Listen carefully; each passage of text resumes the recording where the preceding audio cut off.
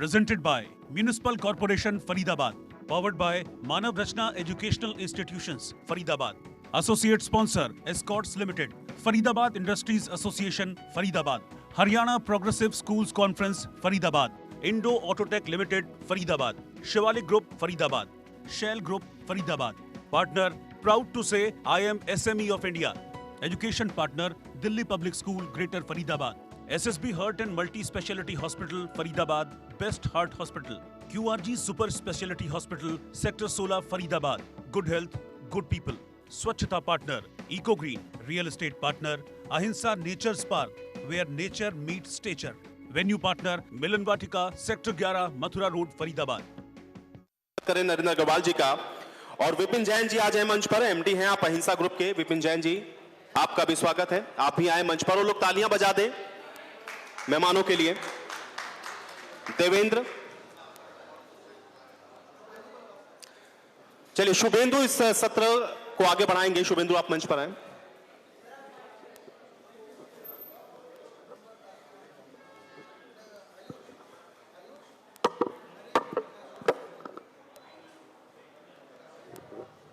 तो नरेश अग्रवाल जी भी हमारे साथ हैं शिवालिक ग्रुप की तरफ से।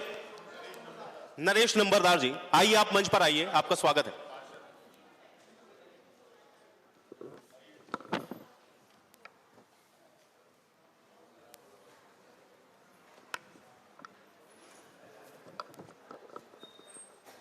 बहुत शुक्रिया आयुष। और इस सत्र को आगे बढ़ाते हैं, और क्योंकि यहाँ हम लगातार फरीदाबाद के विकास को लेकर के जिक्र कर रहे हैं, चर्चा हो रही है, बहुत सारे समाधान, बहुत सारे अलग अलग उपाय भी, क्या से फरीदाबाद को और भी तेजी के साथ आगे स्वच्छता के मामले में बढ़ाया जा सके, इसको लेकर के कई तस्वीरें भी हैं, कई बातें भी हैं। और एक बार फिर से जरा सत्र को आगे बढ़ाते हुए मैं जरा शुरुआत नरेश जी से करना चाह रहा हूँ। नरेश जी, फरीदाबाद के विकास को आप किस तरीके से देख रहे हैं? पहले के मुकाबले आज की तस्वीर को जरा आप तुलनात्मक तरीके से देखें, अंतर करें तो क्या आप नजर पाते हैं?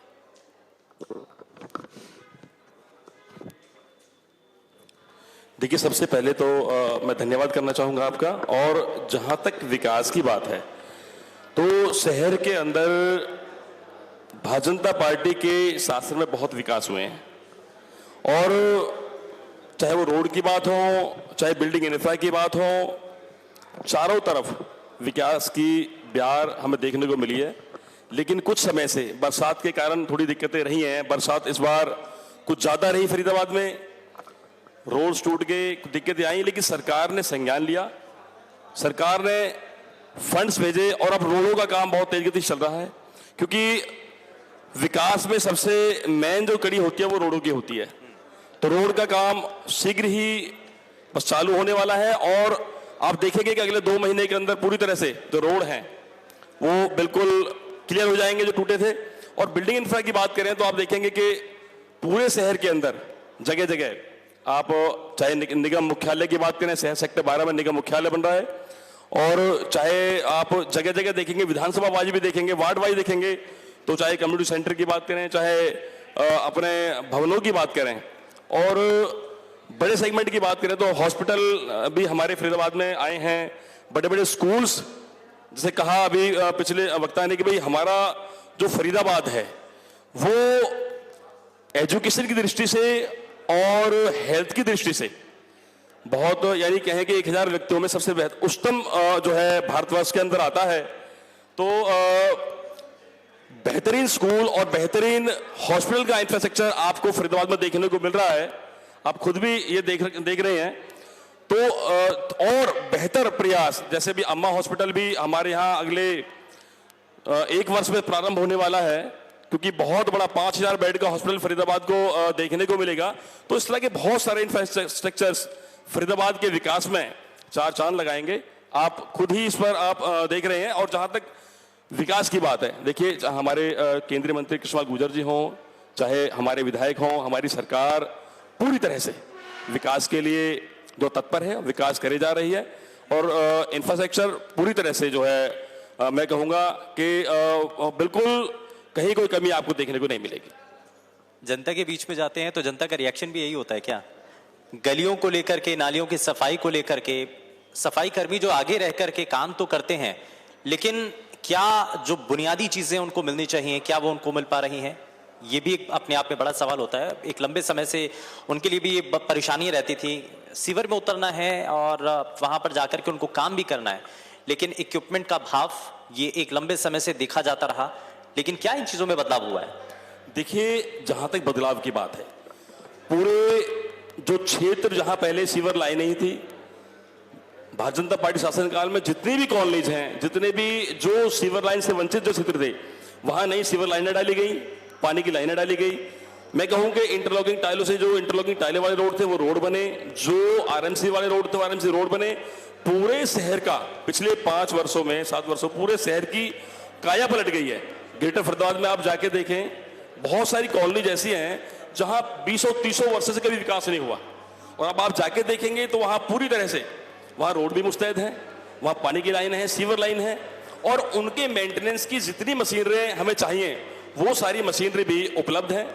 और जहां तक हमारे निगम कमिश्नर यशपाल यादव जी की बात करें तो बधाई के पात्र हैं। मैं आपके इस चैनल के माध्यम से उन्हें बधाई भी देता हूं कि एक बेहतरीन ऑफिसर जब किसी शहर में होता है तो वहां विकास होता है, और ये उन्हीं का, मैं कहूंगा ये उन्हीं की एक दूर आगामी दूरदृष्टि वाली सोच का परिणाम है कि जितनी भी जो सेक्टर्स हैं या कॉलोनीज हैं या विलेजेज हैं जहां पे पहले डेवलपमेंट नहीं थी, अब वह पूरी तरह से डेवलपमेंट भी देखने को मिल रही है, बेसिक सुविधाएं लोगों के पास है। और जैसे कि मैं बताऊंगा अभी आपको कि माननीय यशपाल जी ने जो महाअभियान सफाई का चलाया है, अब देखिए उन्होंने महाअभियान तो शुरू किया और उन्होंने जिस विजन पर काम किया, लोगों ने इसको अपना मिशन बना लिया। अभी मैं सेक्टर 15 की मार्केट में खड़ा था तो वहां एक गाड़ी में एक फैमिली आई और ठेली वाले से कुछ लेकर खाया उन्होंने, और वो खाने के जो रेपर्स थे वो जमीन पर डाल दिए। तो बताना चाहूंगा कि वो जो उस दुकान पर जो हेल्पर काम करता है, जो सर्व करने का काम करता है, उसने गाड़ी को शीशे को नॉक किया और उनसे कहा कि आप ये जो कचरा में डाला है इसको उठाकर आप डस्टबिन में डालिए। तो जो ऐसी सोच ऐसी सोच का जन्म हुआ वो यशपाल यादव जी के कारण हुआ। ठीक है, बेहतरीन सोच के लिए मैं उनका आभार व्यक्त करता हूं। ठीक है, और इन्हीं को लेकर के जरा आगे चर्चा करेंगे। लेकिन विपिन जैन जी, क्योंकि हमने इससे पहले हेल्थ सेक्टर के जो हमारे साथ डॉक्टर हमारे साथ कार्यक्रम में जुड़े बालकृष्ण जी, उन्होंने भी बताया कि कुछ चैलेंजेस हैं और इंडस्ट्रीज को लेकर के भी बहुत हद तक परेशानियां आज भी नजर आती हैं। आप क्या देखते हैं और कितना सुधार अभी भी बुनियादी ढांचे को मजबूत करने के लिए होना चाहिए जिसकी जरूरत है?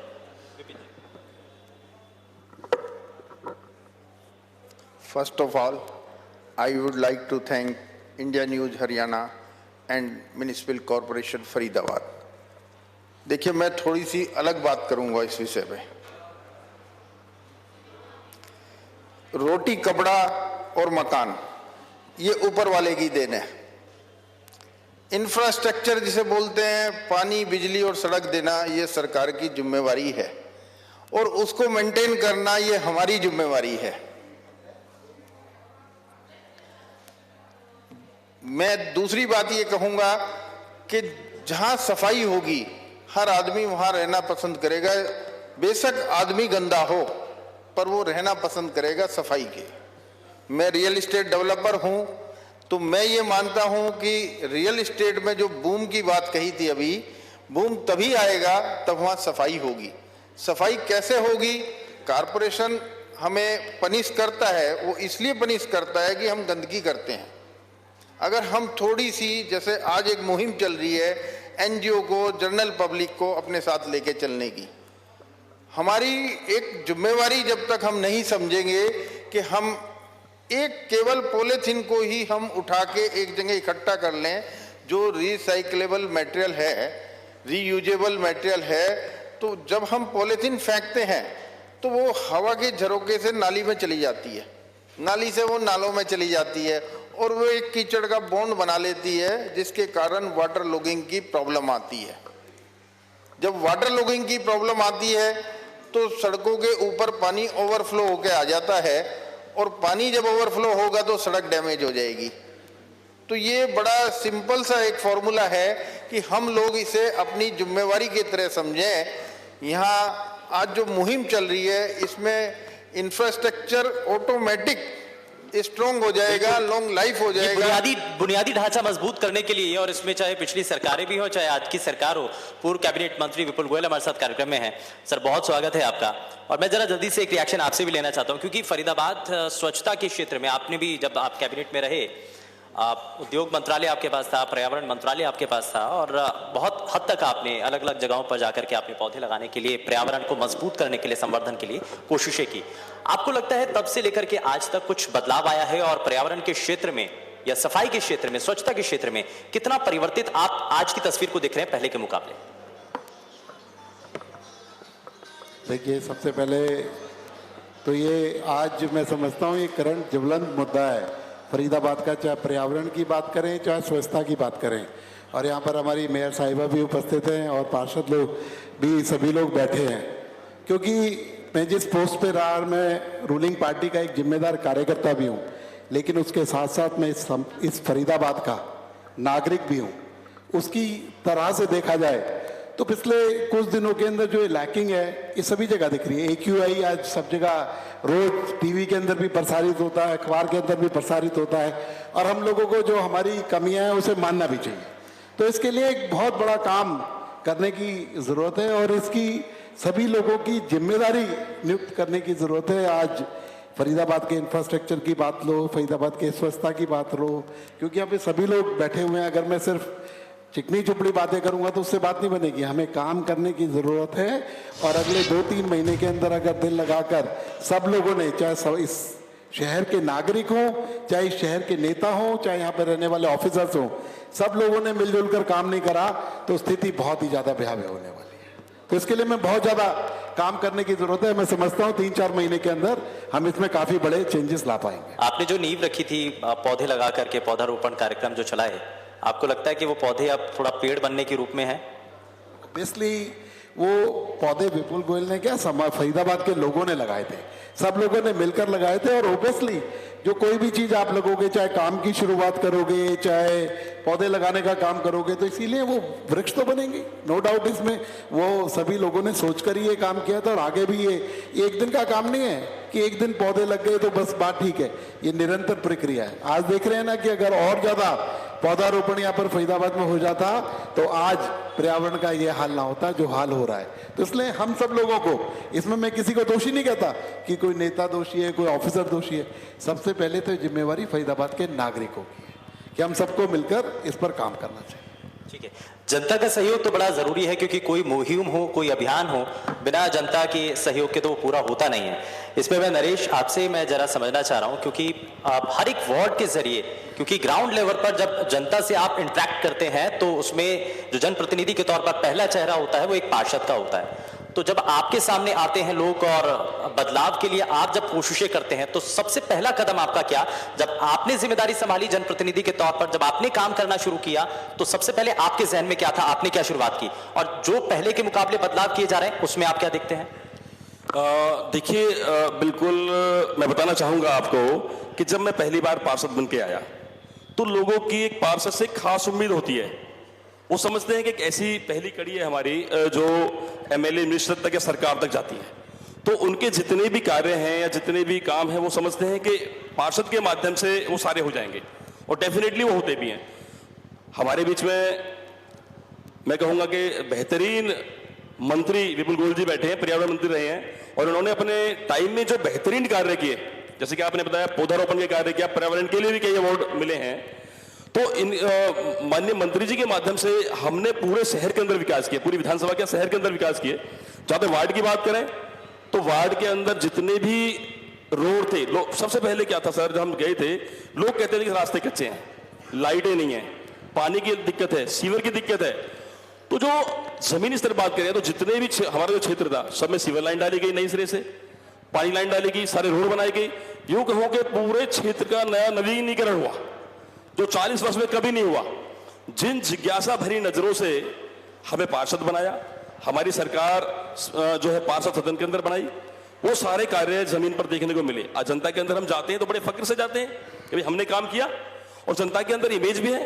जहां तक अभी बात करूंगा, पिछले हमारा सेक्टर 12 हुड्डा ऑडिटोरियम के अंदर एक प्रोग्राम नगर निगम कमीशन के माध्यम से हुआ, वहां मेरे वार्ड को मुझे नंबर 1 पार्षद का नंबर 1 वार्ड का अवार्ड मिला। वो इसलिए मिला कि हम लोगों ने बेहतर काम किए, स्वच्छता के रूप में भी काम किए, इंफ्रा के रूप में भी काम किए और जनता के विश्वास को जीतने का भी हमने काम किया। आज मेरे वार्ड से सबसे ज्यादा सीनियर ट्रेनर्स हैं, चाहे वो प्रमोद मनोचा जी हों, चाहे ए.के. गौड़ साहब हों और अर्चना बहन जी हों। लेकिन मैं एक सजेशन आपके माध्यम जरूर देना चाहूंगा कि एक प्रियंका बहन जी सेक्टर 21 में जो है एक गार्बेज सेग्रीगेशन पॉइंट उन्होंने बनाया हुआ है। अगर ऐसे पॉइंट वार्ड वाइज हो जाएं तो मैं कहूंगा कि हम वार्ड में ही अपनी वहां गार्बेज का जो है विस्तारण कर पाएंगे, निस्तारण कर पाएंगे और ये जो पहाड़ अभी देखने को मिल रहा है वो पहाड़ शायद नहीं बनेगा। तो ऐसी मैं सजेशन आपके इस चैनल के माध्यम से नगर निगम कमिश्नर को देना चाहूंगा, एक बेहतरीन सुझाव मेरी तरफ से। विपिन जैन जी, अब डोर टू डोर कूड़ा कलेक्शन को लेकर के बड़े सवाल उठ रहे थे इससे पहले भी। मैं जरा आपसे भी समझना चाहूंगा कि एक इस तरीके से ग्रुप हाउसिंग सोसाइटी चला करके, क्योंकि यहाँ उस वक्त उन कॉलोनीज के अंदर, उन फ्लैट्स के अंदर रहने वाले लोगों के सामने भी एक बड़ी परेशानी होती है कि हम कूड़ा कैसे अपने घर से बाहर कूड़ेदान तक पहुंचाएं। तो इसके लिए भी कोशिश क्या होनी चाहिए? आपको इसमें क्या नजर आता है? क्योंकि एमसीएफ के साथ मिलकर के काम करना बड़ा जरूरी है। देखिए, एमसीएफ के साथ मिलकर काम करना है, पर ये जब तक हम लोग अपनी जिम्मेवारी नहीं समझेंगे पर्सनल, इसमें हम बहुत ज्यादा कामयाबी नहीं पाएंगे। कूड़ा फैलाने वाली जनता है और जनता तब तक उसकी जिम्मेवारी नहीं लेगी। एमसीएफ हमको सपोर्ट करेगा उसमें, लेकिन पर्सनल जिम्मेवारी अगर आदमी खुद, हर आदमी अवेयर हो जाए, तब जाके धीरे धीरे हम एक हैबिट के रूप में बना लें इसको कि हमें कचरा एक जगह इकट्ठा करना है। कचरा निकलेगा तो जरूर, कचरे को कुछ कचरा ऐसा है रिसाइक्लेबल है, कुल कचरा ऐसा है जो रिसाइक्लेबल नहीं है, उसको सेग्रीगेट करना है। जैसे हम ग्रुप हाउसिंग बनाते हैं, मैं अपनी पर्सनल बात करता हूँ, मैं कोई प्लास्टिक का इस्तेमाल नहीं करता और ना वुड का इस्तेमाल करता हूँ, इंक्लूडिंग शटरिंग में भी मैं वुड इस्तेमाल नहीं करता, जो हमारे पर्यावरण के लिए बड़े हानिकारक हैं, पेड़ कम हो जाते हैं। ठीक है, ये कुछ कोशिश होनी चाहिए। विपुल गोयल जी, मैं जरा आपसे समझना चाह रहा हूँ, आज भी कूड़े के निस्तारण को लेकर के, ठीक है, घरों से कूड़ा कलेक्ट तो कर लिया, अब वो कूड़ेदान से निकल करके अलग अलग खत्तों तक पहुंच गया, वहां पर भी बड़े कूड़े के पहाड़ बन चुके हैं और बनवाड़ी के अंदर तो जिक्र बड़ा होता है, आसपास रहने वाले लोगों की बड़ी परेशानियां होती हैं, आपने भी महसूस किया होगा। अब उसके निस्तारण कैसे किया जाए? कूड़ा हम कलेक्ट कर रहे हैं, कूड़ा कलेक्ट करने के बाद कूड़े घर तक पहुंच गया, अब निस्तारण कैसे? ये बड़ी परेशानी। देखिए, आपने कूड़ा निस्तारण की जो बात कही, एक बहुत विकट समस्या है, लेकिन सबसे पहले मैं बेसिक से इसकी बात की शुरुआत करना चाहूँगा कि आज जगह जगह पर जो, जैसा अभी हमारे पार्षद नरेश नंबरदार ने कहा कि हमें वार्ड वाइज इसका कलेक्शन प्रॉपर तरीके से होना चाहिए, क्योंकि आज देखते हैं कि जो छोटी इकाई है, रोडों के साथ साथ आपने देखा होगा कि बहुत जगह पर कूड़ों के डंप पड़े हैं, मेन रोड जहाँ पर हजारों लाखों लोग रोज निकलते हैं, पास होते हैं, उनको एक कवर्ड तरीके से होना चाहिए और उनका निस्तारण करने के लिए जो हमने यहाँ पर सूरजकुंड गुड़गांव रोड पर जो हम एक निस्तारण केंद्र जो बनाया, उसको मैं समझता हूँ कि हमें उसकी टेक्नोलॉजी में या उसकी जो प्रगति है उसको रेगुलर चेक करता रहना चाहिए। मुझे लगता है वहाँ कोई किसी तरीके की ढिलाई है कि वहाँ पर उसका निस्तारण ठीक तरीके से नहीं होता, हमें रेगुलर चेक करना चाहिए और नई टेक्नोलॉजी अगर उसमें ज़रूरत है तो उसका समायोजन बहुत तेजी से और बहुत जल्दी करना चाहिए। ये कूड़े के साथ साथ के अलावा मैं ये भी कहना चाहूँगा कि हमें इस फरीदाबाद को स्टेजेस के हिसाब से, कि पहले बेसिक्स फिर एस्थेटिक्स, कि सौंदर्यीकरण बाद में, लेकिन बेसिक चीज़ें पहले।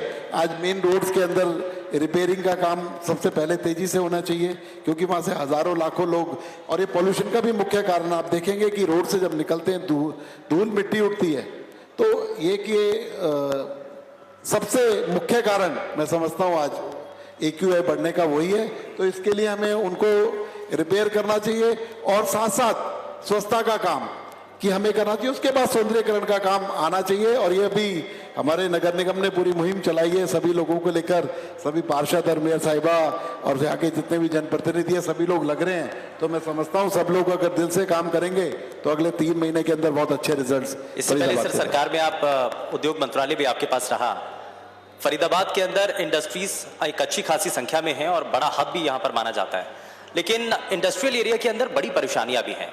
कुछ इंडस्ट्रीज इससे पहले हमारे साथ सेशन में थे, तो उन्होंने कहा कि चाहे वो सड़कों से लेकर के गलियों और नालियों की जो परेशानियां हैं, जगह जगह जल भराव रहता है, तो इन सबको दूर करने के लिए पहले भी आपके पास विजन था और उद्योग मंत्रालय भी था, तो जाहिर तौर पर जितनी भी उद्योगपति थी आपसे मिलते भी रहे होंगे, शिकायत आप तक देखिए हाँ। उद्योग मंत्रालय के अंदर जब था, हमने पुरानी इंडस्ट्रीज को रिवैम्प करने के लिए, उसके इंफ्रास्ट्रक्चर को रिवैम्प करने के लिए 1400 करोड़ रुपए इंडस्ट्री डिपार्टमेंट से हमने हरियाणा की इंडस्ट्री की जो पुरानी कॉलोनीज है उनको देने का काम किया।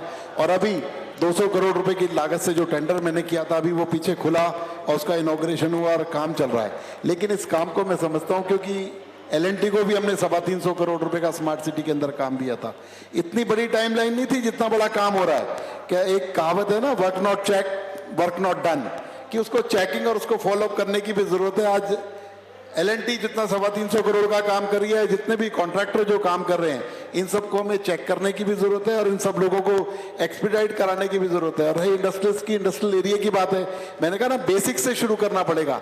चाहे हमें सबसे पहले सीवरेज ड्रेनेज की जो बात है, उस सीवरेज ड्रेनेज को हम लोग ठीक करें कि उसका पानी ओवरफ्लो करके बाहर ना आए, उसके बाद हम रोड्स का रिपेयरिंग करें, उसके बाद उसकी जो स्वच्छता और सौंदर्यीकरण का काम है उसकी तरफ चलना चाहिए। और अभी सब लोगों ने एक पूरा प्रोग्राम बनाया, अगले 3 महीने का कमिश्नर फरीदाबाद ने, MCF ने, लेट्स सी, देखते हैं, होप फॉर द बेस्ट। और हम भी उम्मीद करते हैं कि जल्द से जल्द फरीदाबाद को हम जब अगली बार आए यहाँ पर अधिवेशन के लिए, तो यहाँ पर बदली हुई तस्वीर और ज्यादा बेहतर तरीके से नजर आए। बहुत शुक्रिया। एक बात मैं कहना चाहूंगा आपके चैनल के माध्यम से। देखिए, कोई भी सांसद, कोई भी मंत्री, कोई भी कमिश्नर, पार्षद शहर को साफ नहीं कर सकता। शहर को साफ जनमानस करेगा, एक सोच करेगी। इंदौर कहते हैं कि इंदौर हमारे देश का सबसे साफ शहर है, लेकिन हमें यह भी देखना होगा कि वहां के लोग बहुत अवेयर हैं, वहां के लोग समझते हैं कि सफाई कितनी मूल्यवान है। तो हमारे फरीदाबाद के शहर के लोगों को, जनमानस को समझना पड़ेगा सफाई कितनी मूल्यवान है। तो बड़ा जरूरी है, लेकिन इसमें सरकार, प्रशासन सभी को मिलकर के काम करने की जरूरत है। बहुत शुक्रिया सभी खास मेहमानों का, आप सभी जुड़े हमारे साथ इस सेशन में। और यहाँ आपने चर्चा की है कि कैसे हम फरीदाबाद को आगे विकास के रास्ते के साथ मजबूत किया जा सकता है। तो फिलहाल इस सेशन में बस इतना ही, लेकिन अगले सेशन में आगे मिलेंगे एक और सेशन के साथ। रुक एक छोटे से ब्रेक के लिए। Presented by Municipal Corporation Faridabad, powered by Manav Rachna Educational Institutions, Faridabad. Associate sponsor Escorts Limited, Faridabad Industries Association, Faridabad, Haryana Progressive Schools Conference, Faridabad, Indo Autotech Limited, Faridabad, Shivalik Group, Faridabad, Shell Group, Faridabad. Partner, proud to say I am SME of India. Education partner, Delhi Public School, Greater Faridabad. SSB Heart and Multi-Speciality Hospital, Faridabad, Best Heart Hospital. QRG Super Speciality Hospital, Sector 16, Faridabad. Good health, good people. Swachhata partner, Eco Green. Real estate partner, Ahimsa Nature's Park, where nature meets stature. Venue partner, Milan Vatika, Sector 11, Mathura Road, Faridabad.